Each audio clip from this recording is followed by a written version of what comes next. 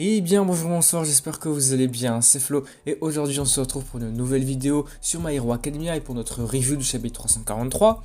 Avant que celle-ci ne commence, je vous le rappelle, si vous voulez me soutenir sur les prochaines vidéos, n'oubliez pas de vous abonner à la chaîne. Et du coup commençons. Dans un premier temps, on va voir que le chapitre il va commencer sur un petit flashback sur All for One et on va en apprendre un peu plus sur lui. Et il va nous expliquer qu'en fait tous les mensonges ne fonctionnent pas sur lui. La raison pour laquelle ça ne fonctionne pas sur lui, c'est grâce à un alter qu'il aurait volé il y a de cela plusieurs années. Cependant, avec l'accumulation et le mélange de tous les alters qu'il avait pu récupérer depuis le temps, en fait cet alter il a évolué, il est devenu beaucoup plus fort. Peut-être qu'à la base cet alter servait juste à savoir si une personne mentait ou pas, juste par le fait qu'elle parlait. Mais là, vu qu'il est devenu beaucoup plus fort, est-ce qu'il peut entre guillemets lire dans l'esprit de la personne, comprendre qu'elle ment? À mon avis, il doit savoir directement si une personne lui ment ou pas. Ensuite, après ce petit flashback, on va en voir un autre. Celui-ci qui parle d'une conversation donc entre All for One et les parents de Aoyama. Après petite lecture, on va directement comprendre qu'en fait c'est une conversation masquée. Ils sont en train de parler de quelque chose pour en insinuer une autre. On comprend rapidement qu'ils sont en train de discuter à propos de vin, donc pour cacher le fait qu'en fait All for One va bientôt agir.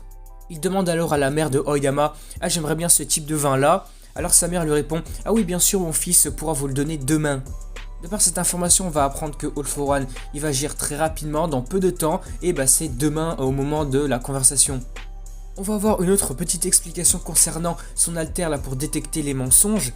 En fait, All for One va nous expliquer que là, il arrive à sentir, à comprendre, en fait, c'est un peu inné en lui, si une personne ment ou pas. Là, il a réussi à comprendre, à sentir, de par juste les paroles de la mère de Aoyama, qu'elle disait la vérité.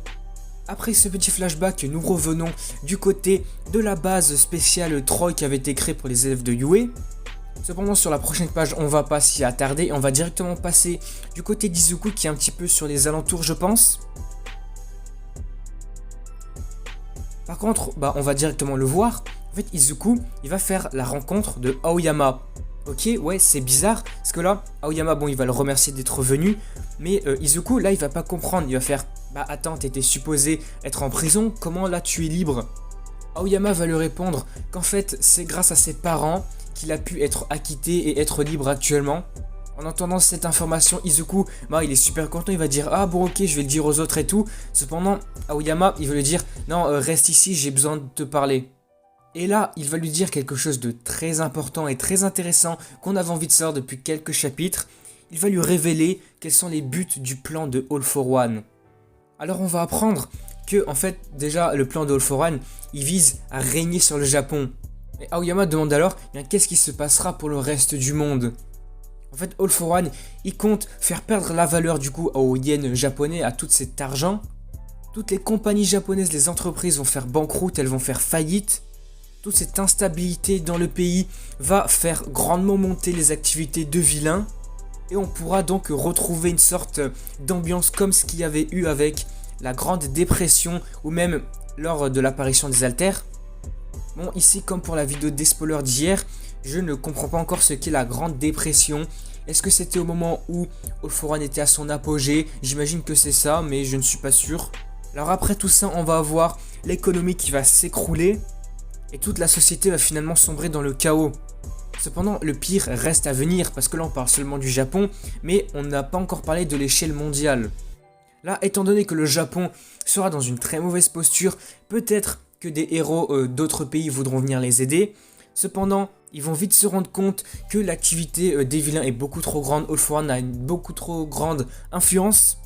Et par conséquent, les autres pays vont être forcés, il n'y aura pas d'autre option que d'abandonner le Japon et d'essayer de protéger les citoyens de leur propre pays, leur propre survie. En tout cas, ils vont faire en sorte d'assurer leur propre sécurité. Là, Aoyama il va nous donner quelques exemples. Par exemple, si un pays, un continent a besoin d'eau et qu'un homme juste derrière, là, il est capable de générer de l'eau juste avant d'autres personnes qui voudraient les aider. On peut même prendre cet exemple pour le gaz, l'électricité, d'autres choses dans le genre. En fait, Aoyama, il cherche à nous expliquer qu'en fait, All for One, il pourra subvenir aux besoins de tout le monde et il va pouvoir acheter les gens, en fait. Il cherche vraiment à contrôler le monde, à en être le centre. C'est d'ailleurs ce qu'il avait fait lorsqu'il était à son apogée. Il avait entre guillemets acheté les gens en leur donnant des alters. Là, il cherche à faire la même chose mais pour le monde entier. Comme Aoyama va le dire, il cherche à devenir, entre guillemets, le seigneur des démons.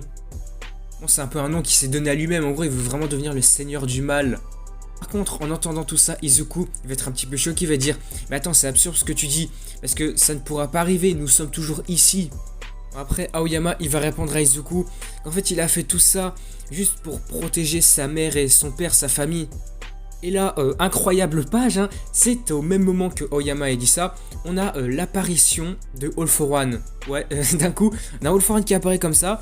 Et petit fait étonnant, c'est que là, on voit sur cette image, son espèce de masque, hein, il est complètement différent de d'habitude. En tout cas, il est différent de celui qu'il avait avant. Bon, en le voyant, Izuku, forcément, il est choqué. Nous aussi, on est choqués. Comment ça, t'as All for One qui débarque comme ça, sans raison apparente?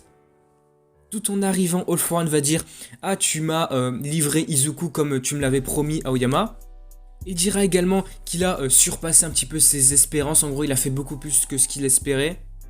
Comme il va lui dire, bon, concernant son plan, il y a quelques heures, c'était pas tout à fait ça à 100%, mais comment t'as fait pour savoir? Est-ce que c'est tes parents qui t'ont dit ce que j'allais faire? Juste après, on va apprendre que oui, en fait, c'est ses parents qui lui ont donné les infos concernant son plan, mais que, en tout cas, il a fait tout ça pour assurer leur futur et le fait qu'ils seront heureux.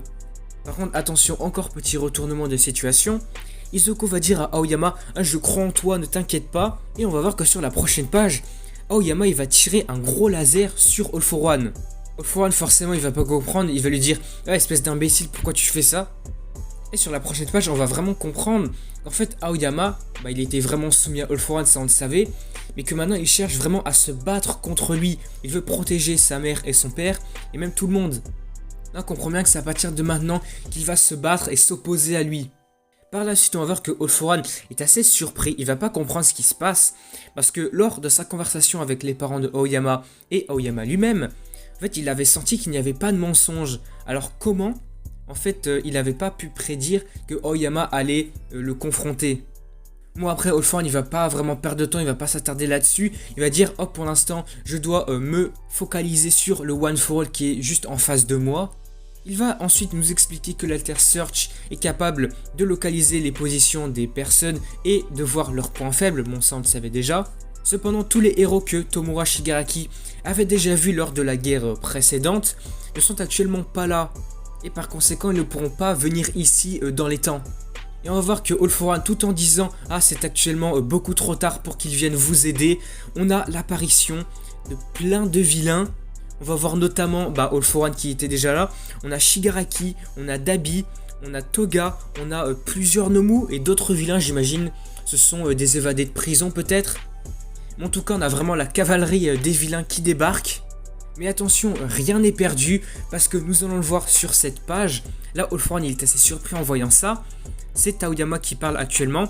Il va dire la chose que All for One déteste le plus, c'est le fait que tout le monde entier sait que le Japon n'en est pas encore à sa fin, qu'actuellement il reste toujours une lueur d'espoir, et que si le Japon parvient à suivre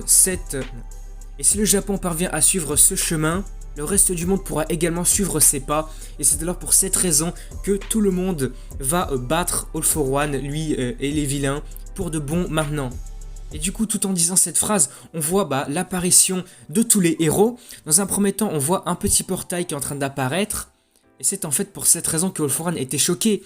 Il va dire, hein, Kurogiri, donc Black Mist, comment ça se fait que là, les héros sont capables d'utiliser son alter? Et après avoir vu l'apparition de ces portails, on voit Monoma qui débarque en premier. Et juste après, tous les héros vont suivre. Donc on a Endeavor, on a Nejire, on a Fat Gum, Tamaki également, Wash, Edge Shot, on a Gangorka, on a le héros chien, on va dire ça comme ça, qui fait partie du personnel de Yue. Et puis pour finir, le grand retour d'un héros que tout le monde appréciait. Nous avons enfin le retour de Mirko. Donc là oui, forcément, tout est impressionnant. On a vraiment ce côté vilain et ce côté héros qui a débarqué.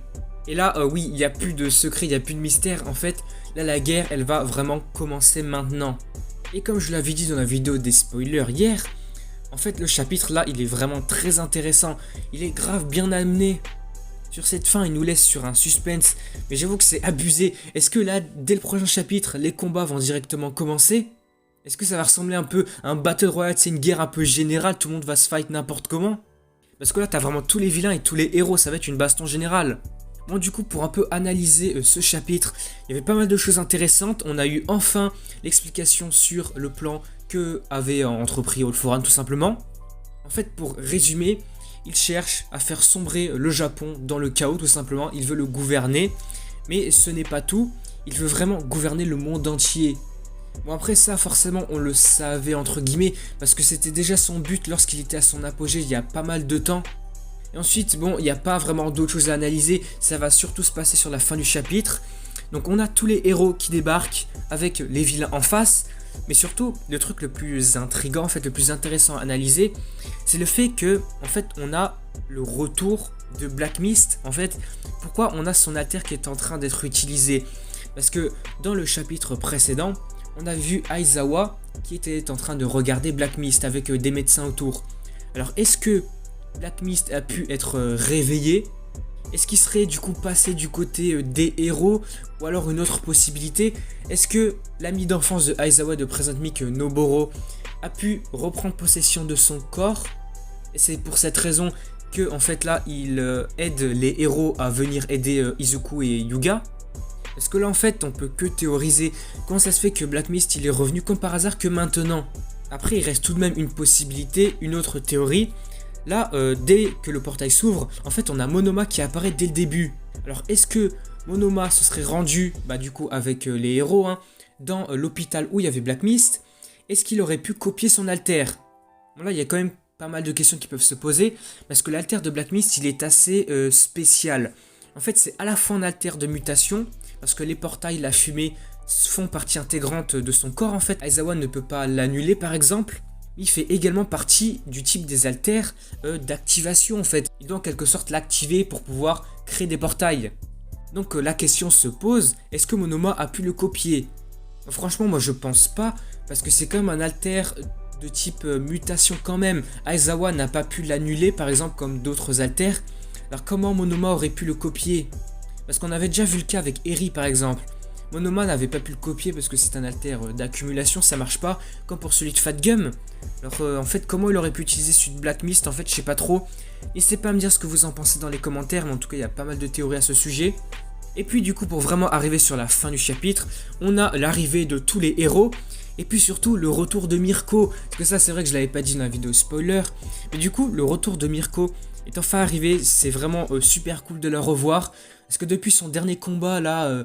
pendant la guerre à l'hôpital, elle avait tabassé plein de high-end et tout. Elle s'était fait éclater aussi.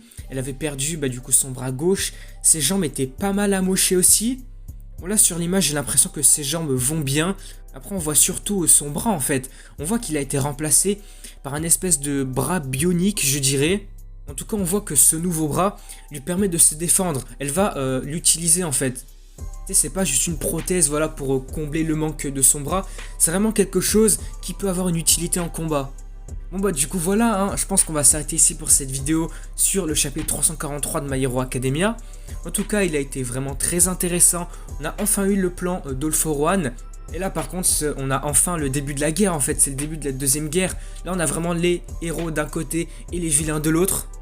À mon avis je pense là que dès le prochain chapitre, la guerre va vraiment commencer, on va avoir une baston générale. Bon alors du coup nous nous arrêtons ici pour cette review. Si cette vidéo vous a plu, n'hésitez pas à liker, à commenter, à partager. N'hésitez pas à me dire dans les commentaires ce que vous en avez pensé du chapitre. Qu'est-ce que vous pensez concernant le plan d'All For One. Et aussi sur la fin de chapitre là concernant Black Mist en fait. Est-ce qu'il serait de retour? Est-ce que ce serait Monoma qui aurait copié son alter? En tout cas, il y a pas mal de théories à ce sujet. Et du coup, n'oubliez pas aussi de vous abonner à la chaîne pour me soutenir sur les prochaines vidéos. Du coup, moi, je vous dis à la prochaine.